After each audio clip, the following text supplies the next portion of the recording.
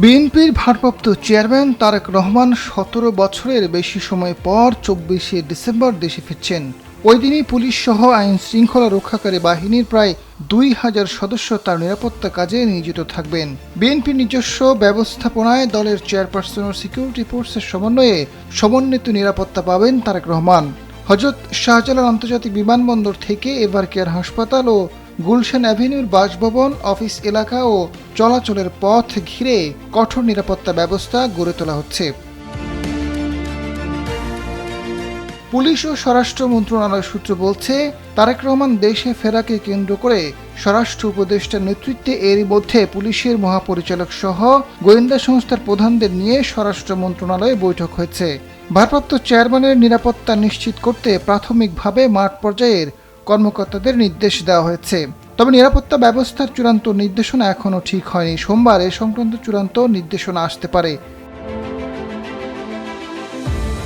বিএনপির সূত্র জানায়, গুলশান অ্যাভিনিউর বাড়িটি তারেক রহমানের জন্য প্রস্তুত। যে কোনো কারণে সেটি পুরো প্রস্তুত না হলে তিনি পাশে মা খালেদা জিয়ার বাসা ফিরোজে উঠবেন। গুলশানের ৮৬ নম্বর রোডে বিএনপির চেয়ারপারসনের কার্যালয় থেকে তিনি দলীয় কার্যক্রম পরিচালনা করবেন। গুলশানে খালেদা জিয়ার বাসভবন ফিরোজা ও তারেক রহমানের বাসভবন দেওয়াল ঘেঁষা হওয়ায় দুটি বাসা ও তার অফিসকে একই নিরাপত্তার পরিকল্পনায় আনা হচ্ছে। বিশেষ করে বাসা ও অফিস মধ্যকার দূরত্ব এবং চলাচলের পথকে নিরাপত্তা পরিকল্পনার গুরুত্বপূর্ণ বিষয় হিসেবে বিবেচনা করা হচ্ছে।